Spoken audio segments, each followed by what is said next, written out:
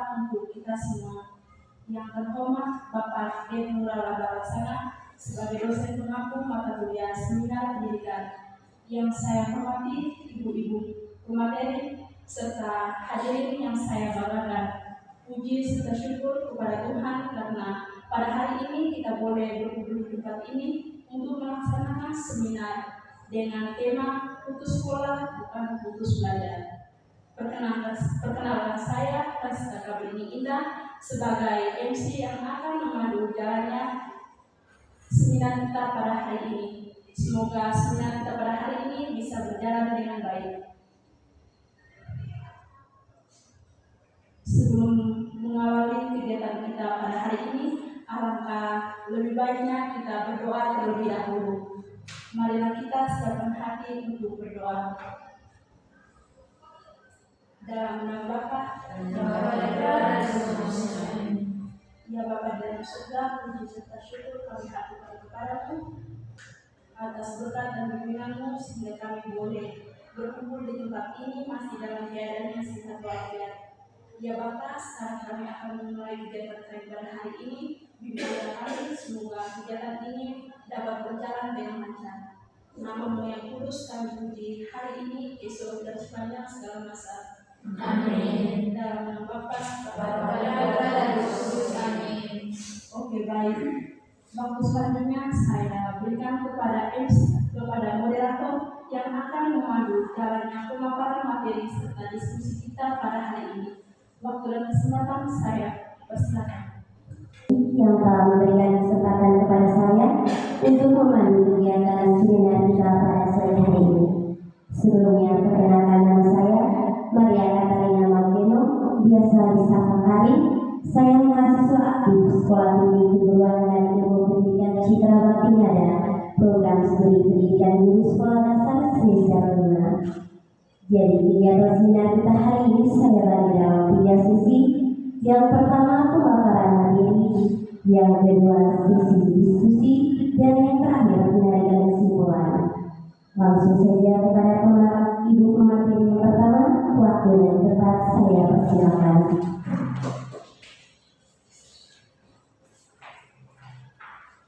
Oke, baik, terima kasih atas kesempatan dan tempat yang telah diberikan kepada saya.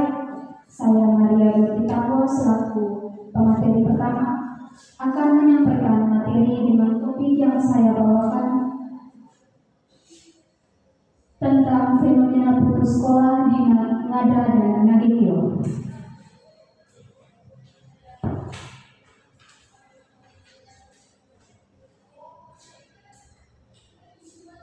Putus sekolah masih menjadi masalah yang cukup serius, khususnya di wilayah Nusa Tenggara Timur. Kondisi ini dipengaruhi oleh beberapa faktor seperti kondisi ekonomi, keluarga yang lemah, akses pendidikan yang sulit, kemudian rendahnya motivasi belajar siswa, serta keterbatasan fasilitas sekolah.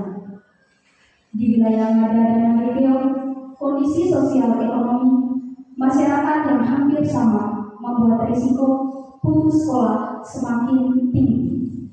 Masalah ini tidak hanya terlihat dari data, tetapi juga nyata dialami oleh anak-anak dan keluarga dalam kehidupan sehari-hari ketika mereka berusaha melanjutkan pendidikan ke jenjang selanjutnya. Baik, lanjut ke berikutnya. Putus sekolah adalah kondisi ketika seorang siswa tidak dapat menyelesaikan pendidikan sesuai dengan jenjangnya. Secara umum, putus sekolah dibagi menjadi 3 jenis, yaitu putus sekolah dini, putus sekolah sementara, dan tidak melanjutkan jenjang pendidikan setelah tamat SD dan SMP. Pembagian ini sangat penting karena putus sekolah dini terjadi ketika siswa berhenti sekolah sebelum menyelesaikan ke jenjang pendidikan selanjutnya. Beberapa penyebabnya adalah kondisi ekonomi keluarga yang lemah, kemudian jarak sekolah yang jauh, kurangnya dukungan dari keluarga, serta kualitas pendidikan yang masih sangat terbatas. Akibatnya, anak-anak bisa kehilangan kesempatan untuk melanjutkan pendidikan ke jenjang yang lebih tinggi. Kemudian, putus sekolah sementara terjadi ketika siswa berhenti sekolah dalam waktu tertentu, misalnya dengan alasan tertentu, karena sakit, pindah rumah, masalah keluarga, ataupun karena bencana alam. Namun, dalam banyak kasus, siswa yang awalnya berhenti sementara akhirnya tidak kembali ke sekolah karena motivasi belajarnya yang sangat menurun, kondisi keluarganya juga belum stabil, dan sulit untuk menyesuaikan kembali diri dengan lingkungan sekolahnya.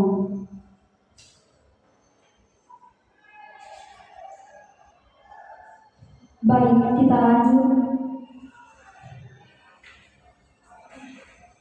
Jenjang pendidikan, penyebab utamanya adalah biaya transportasi yang besar, kemudian jarak sekolahnya yang cukup jauh, serta tidak ada fasilitas asrama.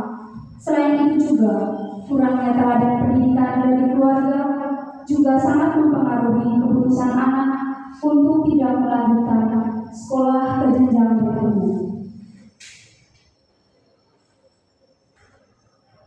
Lanjut, putus sekolah dini di ITB.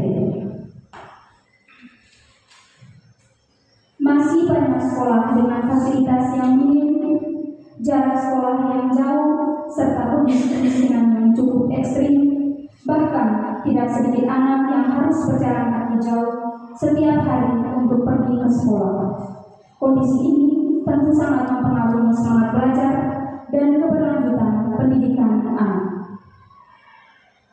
Kemudian, pertandingan di Ngada dan Nagekeo.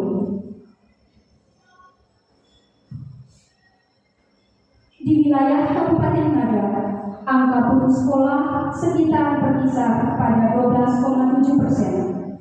Hal ini dikarenakan oleh kondisi wilayah pegunungan dengan akses yang sangat sulit jaringan. Sementara itu, di Kabupaten Nagekeo, angka putus sekolah berkisar sekitar 9,80%. Wilayah ini didominasi dataran kering dengan desa-desa yang terpecah, sehingga akses ke sekolah juga menjadi tantangan yang cukup.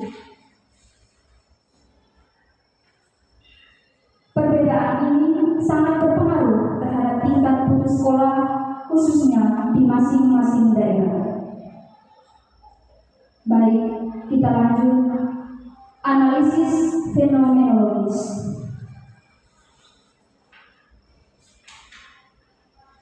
Putus sekolah tidak hanya dilihat sebagai angka atau data, tetapi sebagai pengalaman nyata yang dialami oleh anak dan keluarganya. Keputusan untuk berhenti sekolah dipengaruhi oleh tekanan ekonomi, kemudian kondisi geografis, dan faktor sosial yang saling berkaitan. Dengan memahami pengalaman anak dan keluarga, sangat diharapkan solusi yang diberikan dapat lebih sesuai dengan kondisi yang ada di lapangan.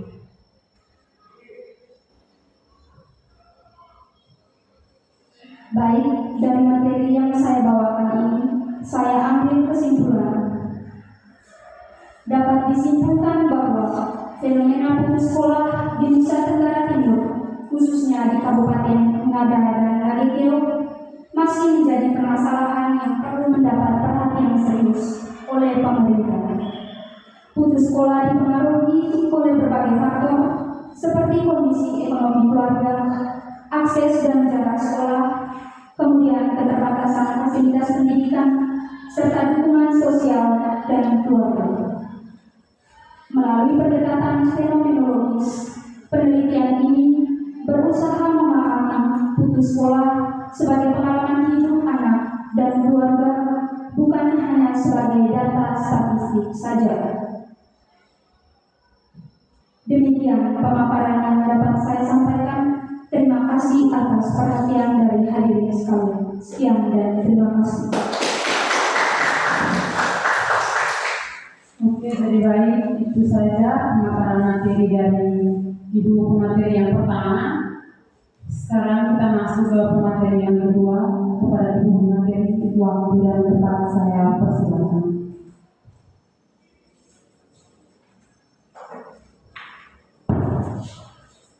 Baik, terima kasih atas waktu dan kesempatan yang diberikan kepada saya. Perkenalkan, nama saya Maria Katarina Makuno. Berdiri saya di sini sebagai pembawa materi yang kedua. Materi yang kedua ini tentang faktor-faktor penyebab anak putus sekolah di Kabupaten Nganjuk dan Kabupaten Ngada. Putus sekolah merupakan masalah pendidikan yang dipengaruhi berbagai faktor seperti kondisi ekonomi keluarga, rendahnya motivasi belajar, kurangnya dukungan orang tua, serta hambatan geografis dan fasilitas sekolah.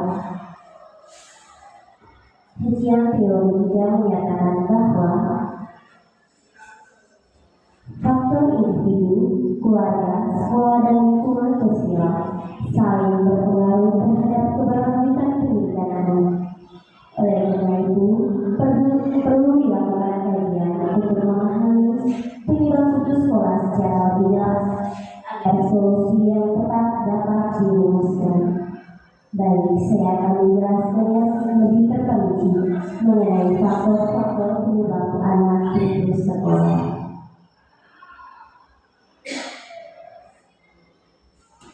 Yang pertama, faktor ekonomi. Faktor ekonomi ini yang paling dominan terjadi sebagai faktor penyebab anak putus sekolah. Yang pertama, kemiskinan. Banyak keluarga masih berpenghasilan rendah sehingga prioritas keluarga adalah kebutuhan dasar seperti makan, kesehatan, tempat tinggal, bukan pendidikan. Yang kedua, biaya tidak langsung sekolah seperti seragam, buku, transportasi, uang jajan, dan rapor. Yang ketiga, anak harus bekerja membantu keluarga. Pada masyarakat pedesaan, terutama pada Kabupaten Nganjuk dan Ngada, banyak orang tua yang bekerja sebagai petani dan buruh harian. Anak-anak sering terlibat dalam kegiatan ekonomi keluarga sehingga banyak yang memikirkan tentang pendidikan. Faktor yang kedua yaitu faktor geografis dan aksesibilitas, yaitu jarak sekolah yang jauh, terutama untuk jenjang SMP dan SMA wilayah pegunungan atau desa terpencil di Kabupaten Nganjuk dan Ngada. Yang kedua, transportasi sulit dan mahal. Minimnya angkutan umum membuat anak harus berjalan kaki jauh sehingga menurunnya motivasi belajar mereka. Yang ketiga, kondisi alam. Jalan rusak, hujan, banjir, dan medan berbukit membuat siswa sering terlantar dan absen. Faktor berikutnya adalah faktor keluarga. Yang pertama, tentang pola asuh dan kurangnya perhatian orang tua. Orang tua yang sibuk bekerja kurang memantau perkembangan anak. Yang kedua, rendahnya pendidikan orang tua. Orang tua kurang memahami manfaat jangka panjang dari pendidikan ini. Yang ketiga, perkawinan usia anak. Kasus anak perempuan berhenti sekolah karena dinikahi atau dihamili. Faktor yang berikutnya adalah faktor sekolah. Yang pertama, kualitas pelayanan pendidikan yang belum merata, seperti kekurangan guru magang, terutama guru mata pelajaran IPA, matematika, serta bahasa Inggris di sekolah. Yang kedua, fasilitas yang terbatas. Tidak semua sekolah memiliki ruang kelas yang layak, terutama bagian pedesaan atau pelosok di kedua kabupaten. Perpustakaan atau media pembelajaran juga kurang memadai. Yang ketiga, guru kurang melakukan pendekatan untuk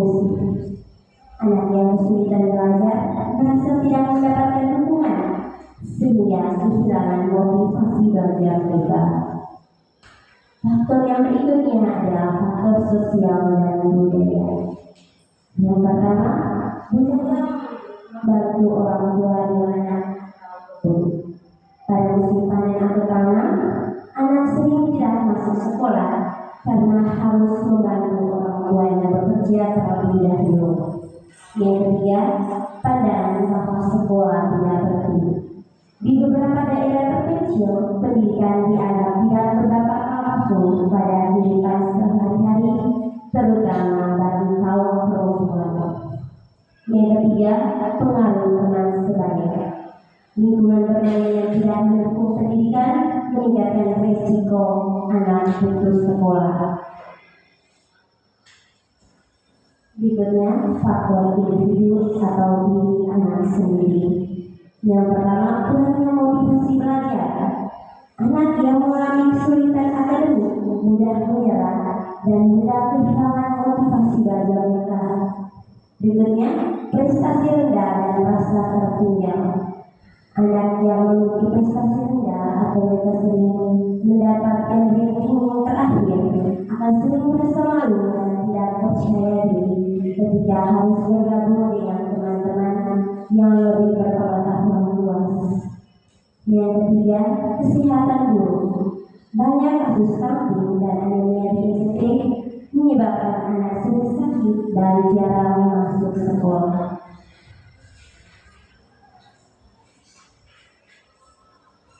Temuan penelitian menunjukkan bahwa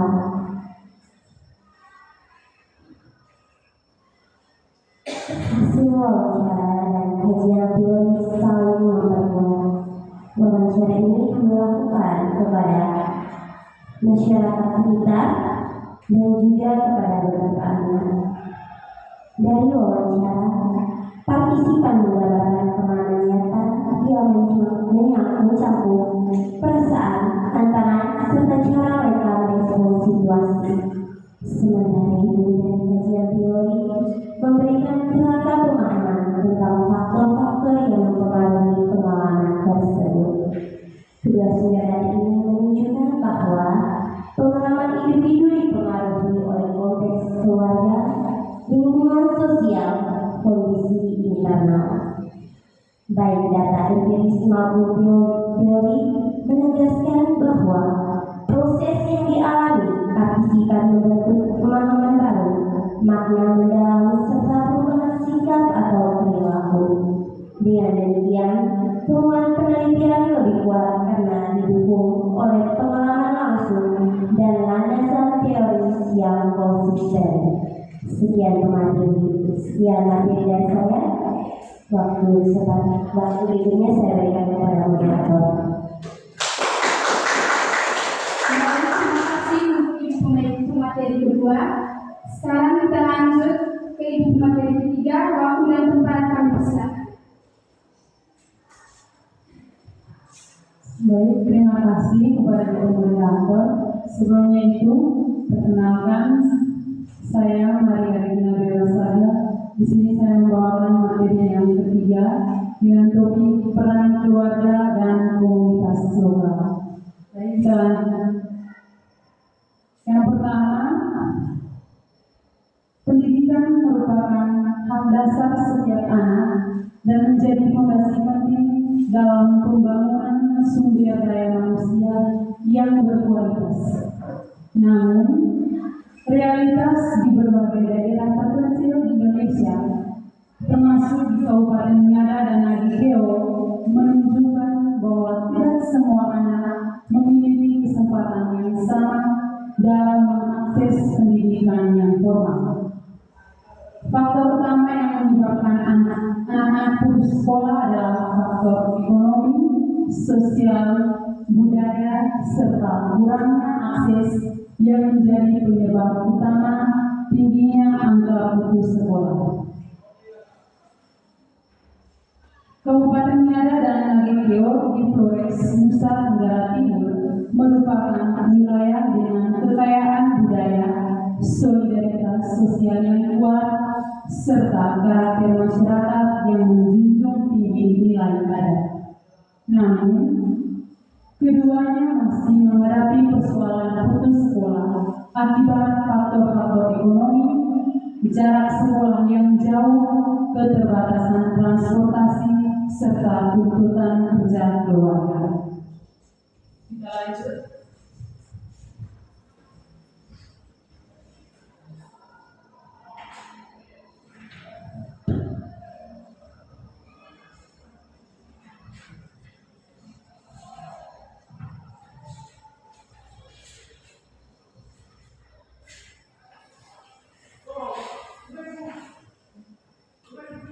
Yang berikut, dukungan keluarga dan pendidikan dalam pendidikan anak.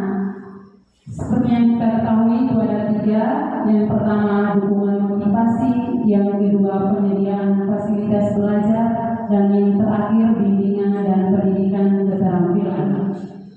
Jadi dukungan motivasi di banyak desa di Nagari Keo, banyak desa di Ngada dan Nagari Keo, orang tua tetap memberikan semangat kepada anak untuk belajar meski kondisi ekonomi itu terbatas.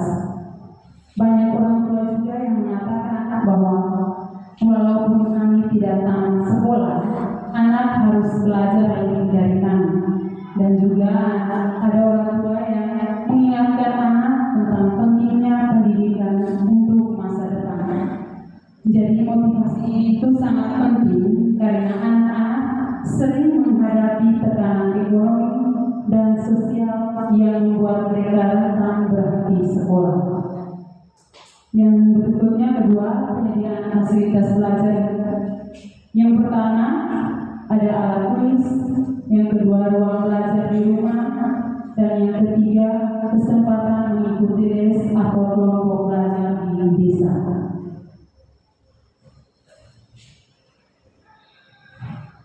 Dan yang ketiga, bimbingan dan pendidikan keterampilan. Selain dukungan akademik, keluarga juga mewariskan keterampilan lokal sebagai bentuk pendidikan yang alternatif, seperti yang pertama bertani dan berkebun di ladang, yang kedua berternak sapi dan kambing, yang ketiga menganyam, menenun, atau membuat kerajinan lokal, dan yang terakhir mengolah makanan tradisional. Keterampilan itu dapat membantu anak tetap produktif dan memiliki bekal kerja ke depannya. Yang berikutnya, peran komunitas lokal dan tokoh adat dalam mendorong anak agar tetap sekolah. Itu ada yang pertama, tokoh adat sebagai penggerak kesadaran pendidikan. Yang kedua, peran gereja dan komunitas keagamaan. Yang ketiga, peran desa dan organisasi lokal. Jadi tokoh adat sebagai penggerak kesadaran pendidikan yang ada di Ngada dan Nagari Keo adalah tokoh adat seperti Mosalaki, Tua Golo, Tua Adat yang memiliki pengaruh besar, seperti menghimbau keluarga saat rapat adat agar anak tidak dibiarkan berhenti sekolah. Dan yang kedua, menjadi penengah ketika anak ingin berhenti sekolah karena pekerjaan rumah atau masalah ekonomi. Dan yang terakhir, menanamkan nilai bahwa pendidikan adalah bagian dari masa depan keluarga dan marga. Yang kedua, itu peran gereja dan komunitas keagamaan. Jadi karena mayoritas masyarakat adalah umat Katolik, gereja memiliki kontribusi penting melalui yang pertama itu kegiatan sekolah minggu, yang kedua kelompok belajar remaja gereja, yang ketiga program literasi anak putus sekolah, yang terakhir pembekalan moral dan karakter. Yang berikutnya itu peran desa dan organisasi lokal. Jadi pemerintah desa dan organisasi masyarakat itu bisa mengadakan kegiatan musyawarah untuk mendata anak putus sekolah, memberikan bantuan seragam, alat tulis atau transportasi ke sekolah. Yang terakhir membentuk sanggar belajar pelajar desa yang dipimpin oleh relawan atau mahasiswa KKN. Yang berikutnya itu ada contoh kegiatan lokal program komunitas. Ada beberapa kegiatan nyata yang sering kita temukan di Ngada dan Ngagekeo. Yang pertama itu kelas belajar sore di rumah adat atau balai desa. Yang kedua sanggar literasi desa. Yang ketiga pelatihan keterampilan lokal. Yang keempat program orang tua asuh lokal. Yang terakhir program kesetaraan paket A, B, dan C. Jadi kegiatan itu kegiatan kelas belajar sore di rumah adat, anak-anak bisa dikumpulkan untuk belajar membaca dan menulis. Relawan lokal atau mahasiswa yang bisa mendampingi mengajar secara sukarela. Dan juga kegiatan yang kedua sanggar literasi desa. Ada beberapa desa yang mengembangkan sanggar seperti sanggar membaca cerita rakyat, sanggar belajar komputer, dan ada pun pelajaran tambahan matematika dan bahasa Indonesia. Yang ketiga itu ada pelatihan keterampilan lokal untuk anak-anak yang tidak putus sekolah, komunitas akan mengadakan latihan seperti bertani sayur supaya cepat panen. Yang berikutnya menenun ikat khas Jawa dan Ngagekeo. Yang ketiga pelatihan kerajinan bambu dan kayu. Yang berikutnya pelatihan musik tradisional seperti gendang atau suling. Yang berikutnya program orang tua asuh lokal. Di masyarakat, tokoh adat, tokoh masyarakat atau keluarga mampu membantu anak 1-2 orang yang kurang mampu, dan juga ada beberapa bantuan berupa sepatu, seragam atau biaya transportasi ke sekolah. Yang berikutnya itu program kesetaraan paket A, B, dan C. Mungkin itu yang dikelola melalui PKBM di desa-desa tertentu dan juga menjadi jalur resmi bagi anak putus sekolah untuk mendapatkan ijazah dan kesempatan melanjutkan pendidikan. Yang berikutnya itu ada kolaborasi keluarga dan komunitas sebagai mitigasi putus sekolah. Yang pertama, identifikasi anak yang berisiko putus sekolah. Yang kedua, pendampingan terpadu. Yang ketiga, kesepakatan adat tentang pentingnya pendidikan. Yang terakhir ada kolaborasi mengakses bantuan pemerintah. Jadi yang pertama itu ada identifikasi anak yang berisiko putus sekolah itu. Mungkin di masyarakat juga ada guru, ketua RT, tokoh adat, dan orang tua yang bisa bersama-sama mengawasi kehadiran anak. Yang berikutnya, jika anak itu sering tidak hadir, langsung dilakukan pendekatan keluarga.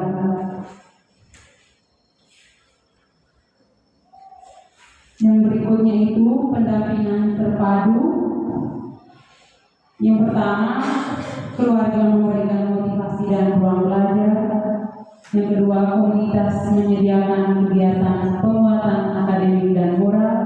Dan yang ketiga, ada gereja, tokoh adat, atau karang taruna yang mengawasi perkembangan anak tersebut. Yang berikut itu kesepakatan adat tentang pentingnya pendidikan.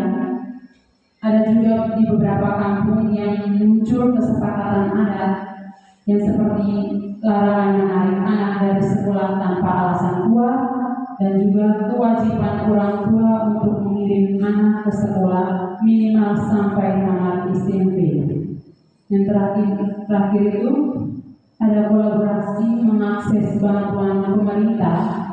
Jadi komunitas juga bisa membantu keluarga mendapatkan seperti beasiswa KIP, bantuan sosial pendidikan, dan juga informasi sekolah kesetaraan. Dan yang berikutnya lagi ada tantangan keluarga dan komunitas dalam mendukung pendidikan. Itu yang pertama ada ekonomi yang terbatas, kedua akses jalan dan transportasi, ketiga keterbatasan guru dan fasilitas sekolah, yang keempat budaya kerja anak dan tugas rumah tangga, yang kelima minimnya pengetahuan tentang pendidikan non formal. Itu saja pemaparan materi dari saya. Waktu dan kesempatan saya kembalikan ke Ibu Moderator.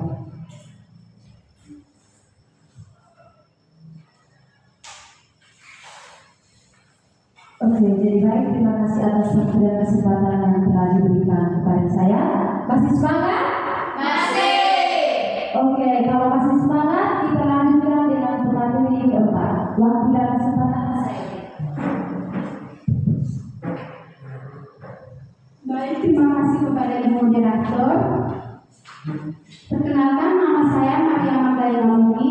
Saya merupakan mahasiswa aktif di Sekolah Tinggi Keguruan Ilmu Pendidikan Citra Bakti Ngada semester 5 dengan topik kebijakan pemerintah dan tantangan implementasi. Fenomena putus sekolah di Kabupaten Ngada dan Nagitio masih menjadi persoalan serius.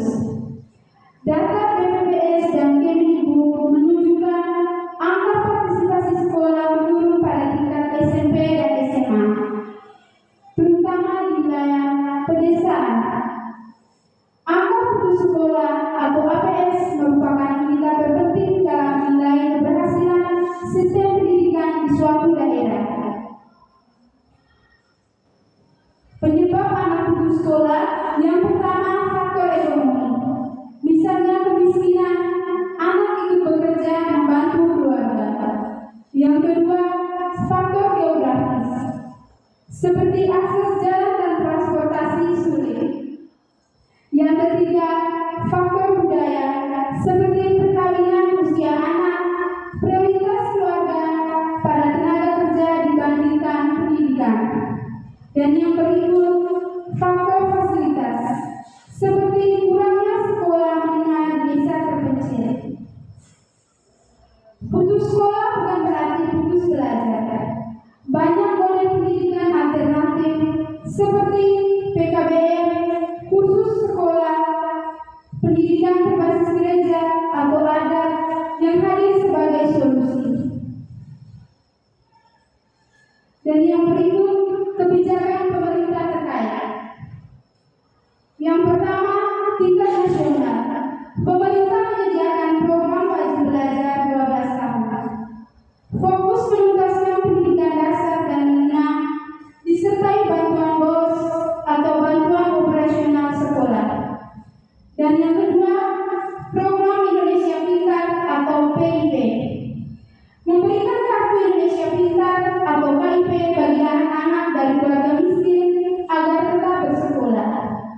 Dan yang ketiga, PKBM atau Pusat Kegiatan Belajar ke Masyarakat.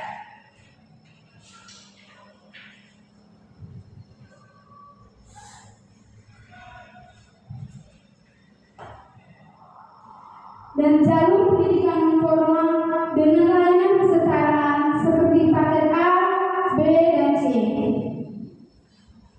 Desain untuk anak putus sekolah agar tetap mendapatkan ijazah serta sekolah formal. Yang keempat, SMK Pusat Keunggulan dan Balai Latihan Kerja atau BLK. Menyiapkan jalur keterampilan dan kejuruan termasuk bagi anak yang tidak melanjutkan SMA atau SMK formal.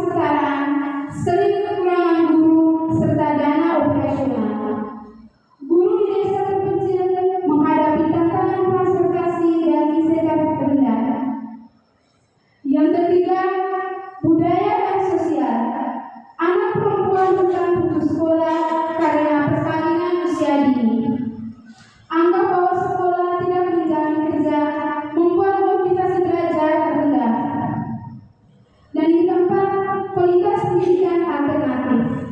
Kurikulum paket A, B, C sering belum selektif sekolah formal.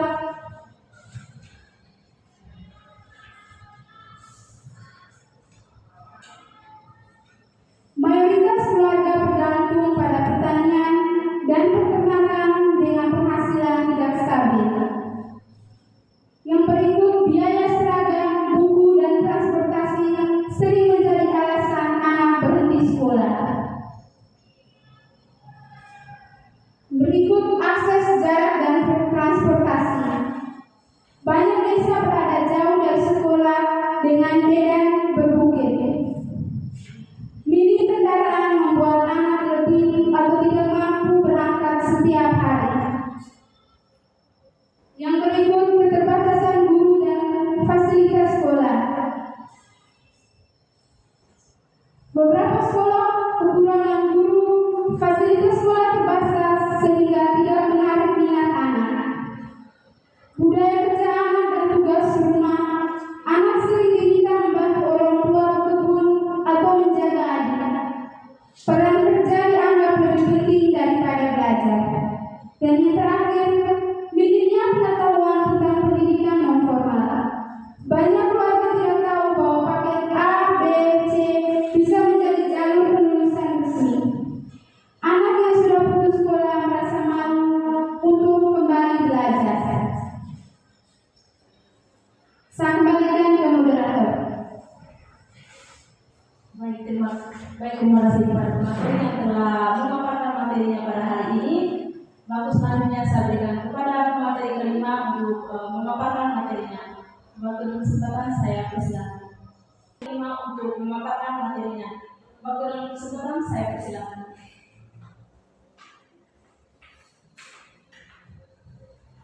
Oke, jadi baik, terima kasih atas waktu dan kesempatan yang telah diberikan kepada saya. Sebelumnya, perkenalkan nama lengkap saya Maria Alfiana UI, biasa disapa IPA. Saya mahasiswi STM Citra Bakti Karya, program studi pendidikan guru sekolah dasar semester 5. Di sini saya akan membawakan materi dengan materi kisah inspiratif anak putus sekolah yang tetap belajar. Next.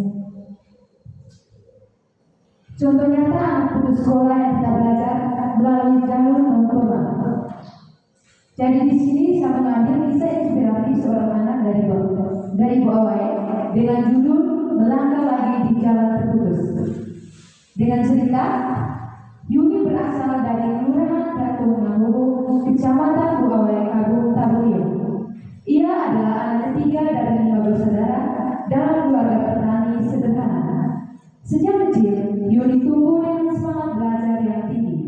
Ia percaya bahwa pendidikan adalah jembatan untuk memperbaiki masa depan keluarganya. Ketika diterima di SMA Thomas Aquino, Yuni merasa mimpi-mimpinya mulai menjadi bentuk, namun perjalanan tidak selalu berjalan seperti yang ia bayangkan. Pada tahun kedua sekolahnya di SMA Thomas Aquino, Yuni mengalami sakit berkepanjangan. Kondisinya melemah. Ia sering tidak mampu hadir di sekolah dan tugas-tugas mulai tertinggal jauh. Meski ia berusaha keras untuk tetap mempertahankan sekolahnya, kesehatannya tidak memungkinkan. Dengan berat hati, Yuni dan keluarganya memutuskan bahwa ia harus berhenti sekolah. Keputusan ini menghancurkan hatinya, bukan karena ia tidak ingin belajar, tetapi tubuhnya tidak sanggup. Yuni kehilangan nilai kehidupannya. Teman-teman yang melanjutkan pendidikan, sementara ia harus tinggal di rumah. Selama 2 tahun, Yuni menjalani hari-harinya di rumah. Ia membantu pekerjaan orang tua di ladang dan mengambil alih pekerjaan rumah. Meski ia terus berusaha tersenyum, ada rasa hampa yang sulit ia jelaskan. Setiap kali melihat seragam putih abu-abu lewat di depan rumah, hatinya terasa perih. Kapan aku bisa sekolah lagi? Pikirnya. Namun kondisi dan situasi saat itu membuat pertanyaan itu hanya menjadi bisikan dalam hati. Beberapa bulan terakhir sebelum hidupnya berubah, Yuni bekerja sebagai babysitter di sebuah keluarga yang tinggal di sekitar daerahnya. Keluarga tersebut memperhatikan sikap Yuni ramah, disiplin, dan selalu ingin belajar Suatu hari, majikannya bertanya tentang riwayat pendidikannya. Saat Yuni bercerita bahwa ia pernah putus sekolah karena sakit, sang majikan terkejut dan mengatakan, "Yuni, kamu masih muda. Kamu masih punya kesempatan. Jangan biarkan masa depanmu berhenti hanya karena kamu berhenti sekolah sementara." Kalimat itu menjadi api kecil yang membakar semangat Yuni kembali. Sang majikan kemudian membantu memberi informasi tentang program sekolah paket terdekat yang memungkinkan Yuni melanjutkan pendidikan tanpa harus mengikuti jam sekolah formal. Dukungan itu membuka jalan baru dalam hidupnya. Dengan tekad yang kembali tumbuh, Yuni mendaftarkan diri di sekolah paket terdekat di Airamo. Setiap sore setelah bekerja, ia belajar dengan sungguh-sungguh.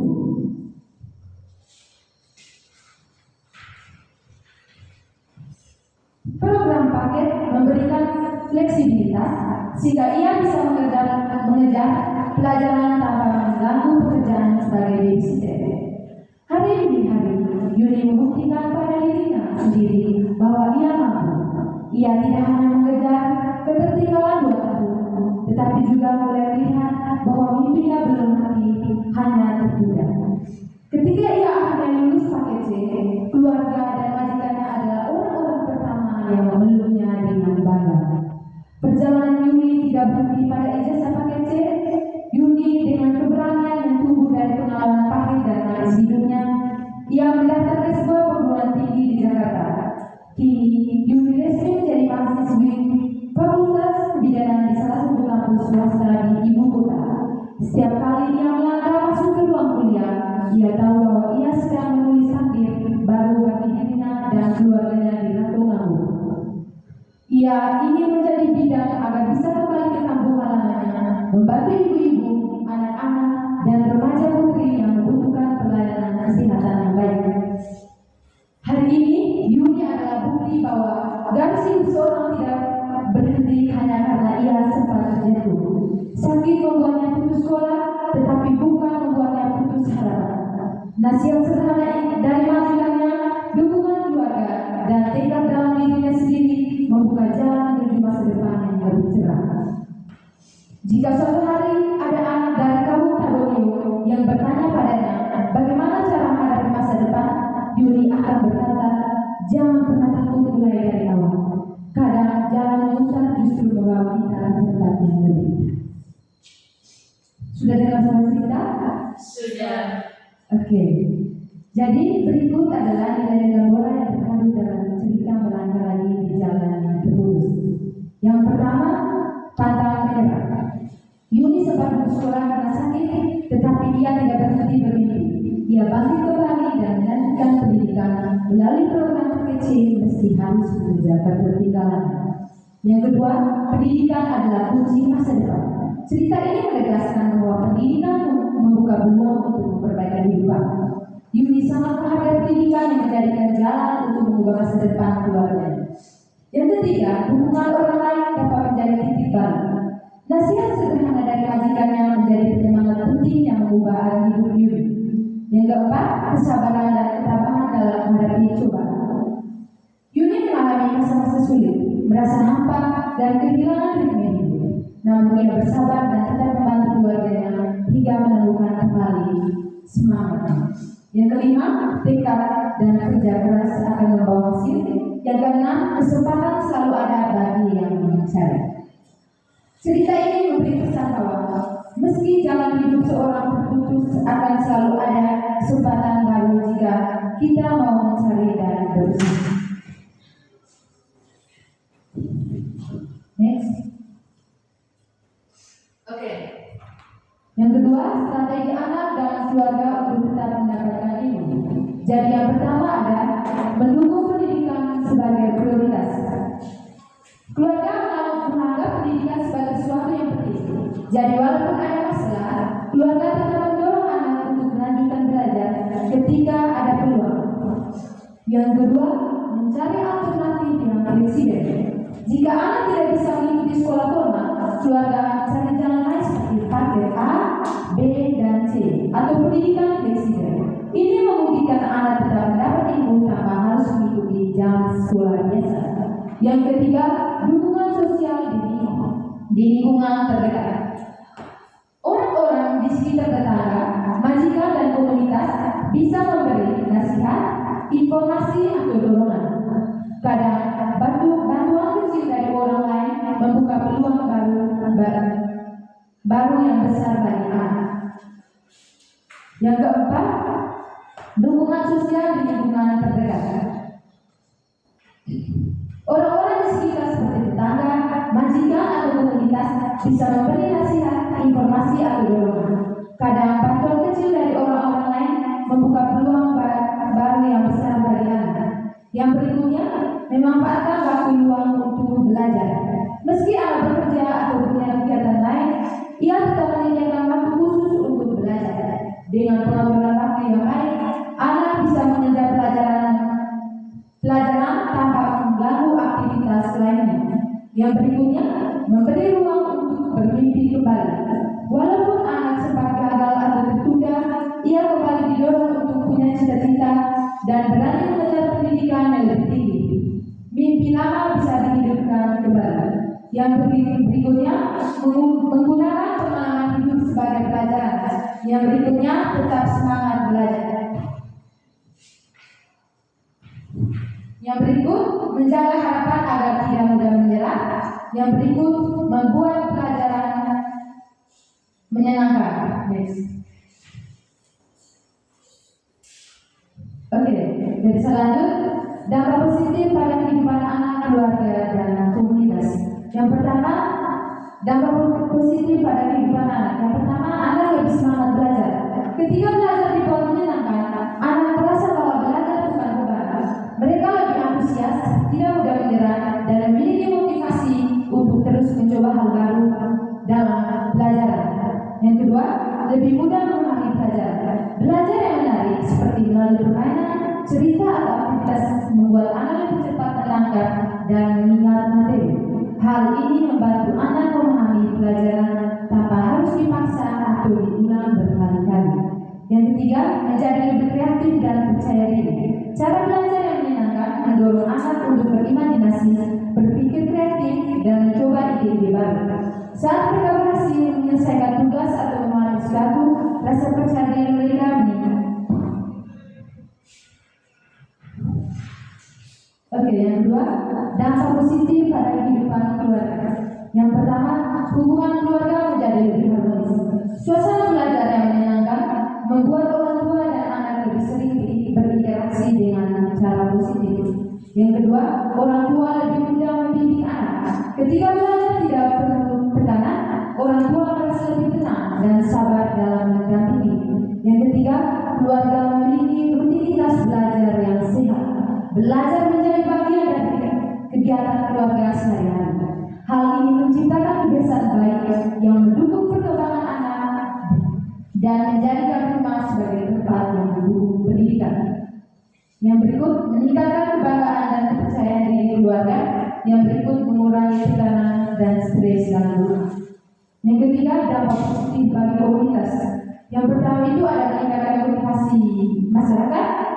Yang kedua, membuat kepedulian sosial. Yang ketiga, mendorong pentingnya pendidikan. Yang keempat, mempererat kebersamaan. Next. Oke, jadi di sini ada motivasi bagi peserta seminar ya. Jadi putus sekolah bukan akhir dari proses belajar. Pendidikan tidak hanya diperoleh di sekolah formal, tetapi juga melalui pengalaman membaca, kursus daring, dan pengembangan keterampilan hidup. Kesempatan untuk belajar selalu terbuka bagi siapa saja yang mau berusaha. Yang terpenting adalah kemauan untuk terus belajar, berlatih hal baru, dan mengembangkan minat serta bakat. Dengan sikap ini, setiap individu dapat meningkatkan kemampuan membangun kepercayaan diri dan mempersiapkan masa depan meski jalur keluar berhenti. Belajar adalah perjalanan seumur hidup yang dijalani kapan saja dan di mana saja. Oke, pesan moral dan inspirasi yang bisa ditarik dari kisah tadi. Putus sekolah bukan akhir dari belajar. Dengan kemauan, ketekunan, dan keberanian mencoba hal baru, setiap orang bisa mengembangkan ilmu, keterampilan,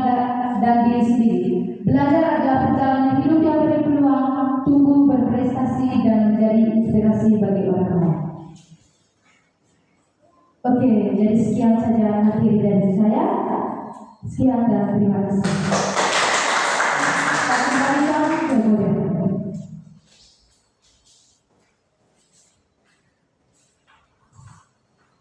Baik, sekali lagi mari kita berikan aplaus yang meriah kepada Ibu Pemateri yang sudah membawakan materinya.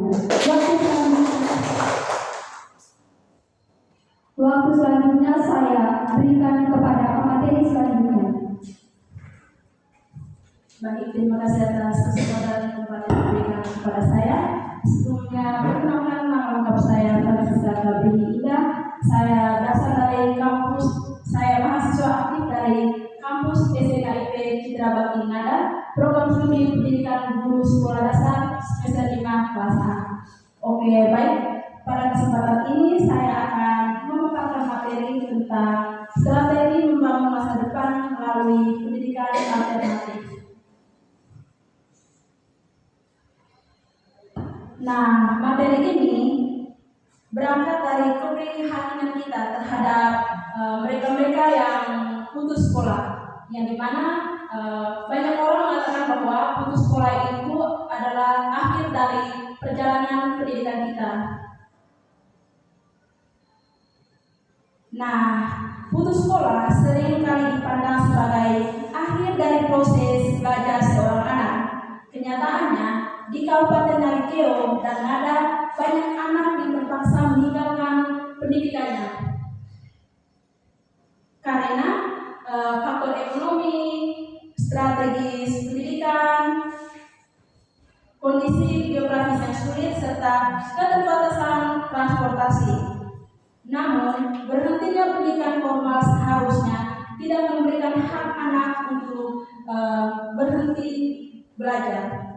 Disinilah pendidikan alternatif hadir sebagai solusi yang lebih fleksibel dan dekat dengan realitas kehidupan kita. Oke, pendidikan alternatif itu sendiri merupakan pendidikan di luar sistem pendidikan formal di SD, SMP, dan SMA. Pendidikan ini bersifat fleksibel, berbasis komunitas, serta disesuaikan dengan kebutuhan lokal. Jalur ini memberikan kesempatan belajar bagi anak-anak yang putus sekolah atau yang kesulitan mengikuti pendidikan formal tanpa menghilangkan makna dan tujuan dari pendidikan itu sendiri. Nah, tujuan utama pendidikan alternatif adalah memberikan akses belajar yang inklusif bagi semua anak. Selain pendidikan itu berfokus pada pengembangan keterampilan praktis seperti komputer, bahasa Inggris, dan literasi digital, pendidikan alternatif juga bertujuan membentuk karakter, kemandirian, serta kesiapan kerja, sekaligus mengurangi angka putus sekolah yang ada di wilayah Narikeo dan Ngada.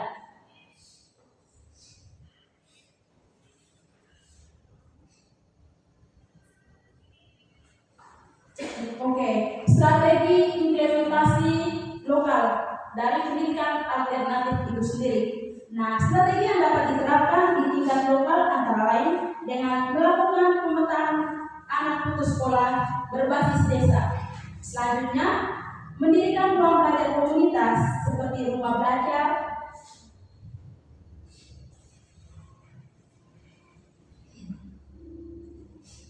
di gereja, paroki maupun balai desa. Program ini dapat melengkapi dengan kelas literasi dan numerasi serta kursus komputer dan bahasa Inggris yang dikelola melalui PKBM atau komunitas setempat. Nah, adapun peran guru, mentor, dan komunitas itu sendiri pada pendidikan alternatif. Dalam pelaksanaannya, guru sendiri berperan sebagai pendamping pedagogis dan penyusunan materi pembelajaran, sekaligus penghubung antara sekolah dan komunitas. Mentor atau relawan berperan sebagai fasilitator keterampilan seperti teknologi, bahasa, dan keterampilan vokasional. Sedangkan komunitas itu sendiri menyediakan tempat belajar, dukungan program pendidikan alternatif. Nah, ada pun contoh pendidikan alternatif yang diterapkan di Ngada dan Nagekiro. Beberapa contoh pendidikan yang dapat dikembangkan antara lain program paket A, B, dan C. Saya pikir teman-teman sudah pernah mendengar dari program-program tersebut. Nah, yang berikutnya ada sekolah alam, program kewirausahaan pemuda, pembelajaran berbasis teknologi, pendidikan berbasis kearifan lokal, serta kelas literasi dan numerasi berbasis komunitas. Oke, next. Yang berikutnya faktor keberhasilan program. Keberhasilan pendidikan alternatif sangat ditentukan oleh keterlibatan masyarakat. Nah, di sini kita sebagai masyarakat kita harus berperan aktif dalam mengembangkan pendidikan alternatif yang ada di sekolah kita.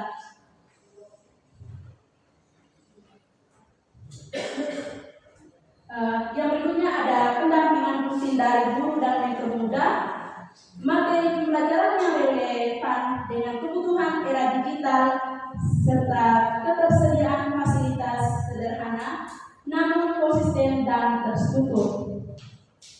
Yang berikutnya rekomendasi strategis. Beberapa rekomendasi strategis yang dapat dilakukan ke depan untuk memperkuat database anak sekolah, meningkatkan jumlah dan kualitas ruang belajar alternatif berbasis komunitas, memperluas kursus keterampilan praktis, serta membangun kerjasama antara sekolah, kampus, gereja, dan desa. Selain itu, penting untuk memastikan adanya jalur lanjutan, baik melalui pendidikan kesetaraan, vokasional, maupun peluang kerja. Oke, demikian pemaparan materi yang telah saya jelaskan. Bahwa di sini kita perlu dipahami bersama bahwa putus sekolah itu bukan berarti putus belajar. Sekali lagi saya menekankan bahwa putus sekolah itu bukan putus belajar. Pendidikan alternatif memberikan harapan baru dan membuka peluang masa depan yang lebih cerah bagi anak-anak di Ngada dan Nagekio. Melalui kolaborasi semua pihak, pendidikan dapat berjalan dan memberikan makna yang baik bagi kehidupan anak-anak kita. Baik, sekian pemaparan. Oke, baik, demikian pemaparan materi. Oke, baik, demikian pemaparan materi dari saya. Sekali lagi saya menekankan bahwa putus sekolah itu bukan berarti putus belajar. Saya kembalikan kepada moderator.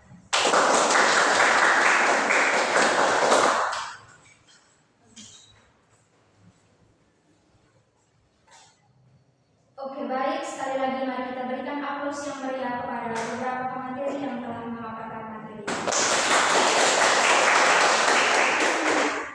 Dengan pemaparan materi yang disampaikan oleh pemateri terakhir tadi, maka berakhirlah pemaparan materi, sesi pemaparan materi dari kita.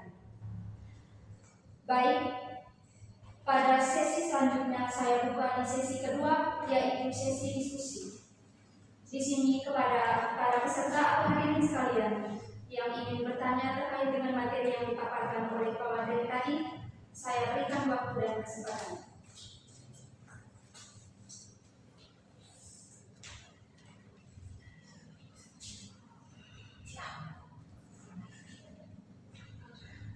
Baik, terima kasih atas kesempatan yang diberikan kepada saya.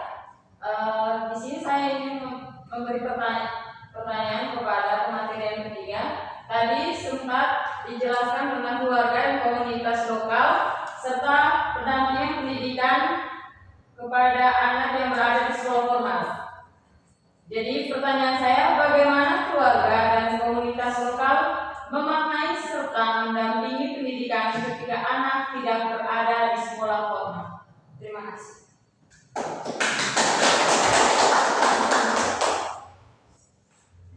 Oke, masih ada yang mau bertanya? Jadi baik, terima kasih atas waktu dan kesempatan yang diberikan kepada saya. Langsung saja saya mau bertanya kepada materi nomor yang keempat dengan bunyi pertanyaannya, Apa saja strategi yang dapat dilakukan pemerintah untuk mengatasi tantangan implementasi kebijakan? Terima kasih.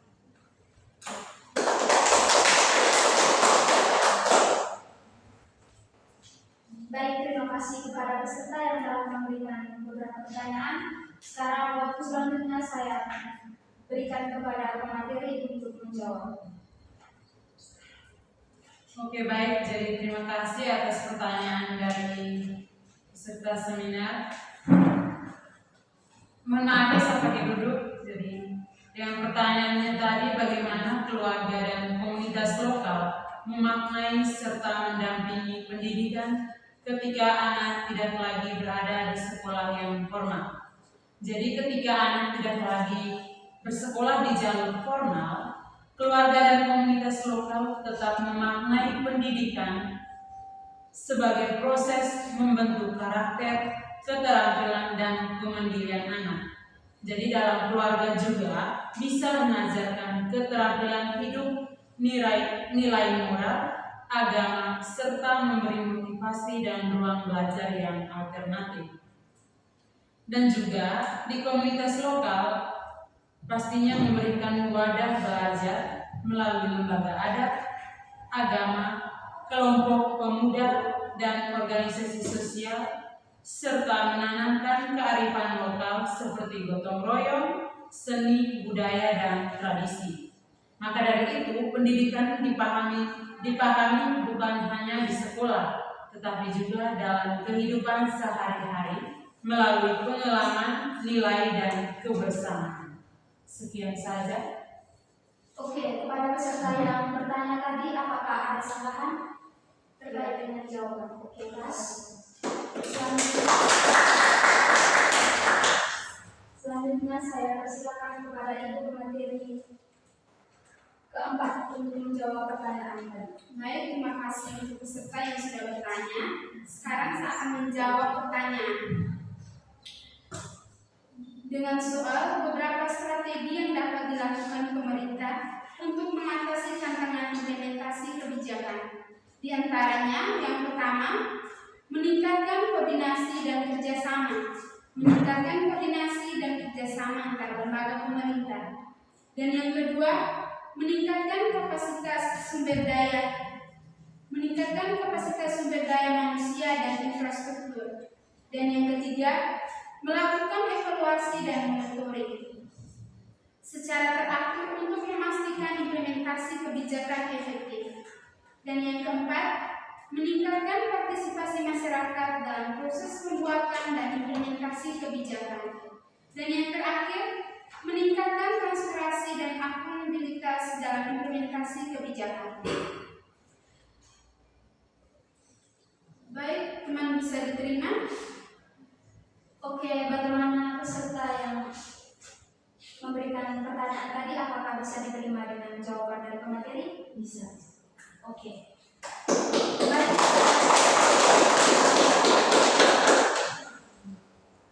Karena tidak ada sanggahan, maka sesi diskusi saya tutup.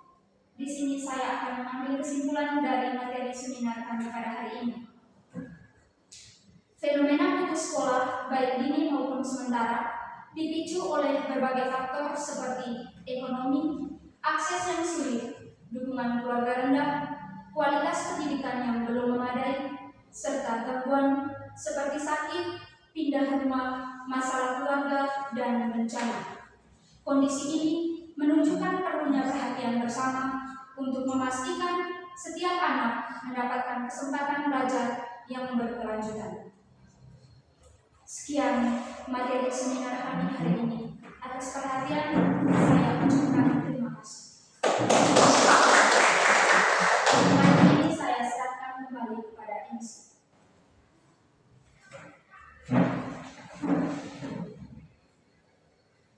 Oke, baik, terima kasih kepada moderator dan para ibu pemateri yang telah memberikan materinya pada hari ini. Hadirin yang saya hormati, demikian seluruh rangkaian acara seminar dengan tema putus sekolah bukan putus belajar. Semoga materi yang telah disampaikan dapat menambah wawasan kita serta menginspirasi kita semua bahwa belajar itu dapat dilakukan di mana saja dan kapan saja. Saya selaku MC Transka Kabrini Indah mengucapkan terima kasih kepada seluruh pihak yang telah berpartisipasi dalam kegiatan ini.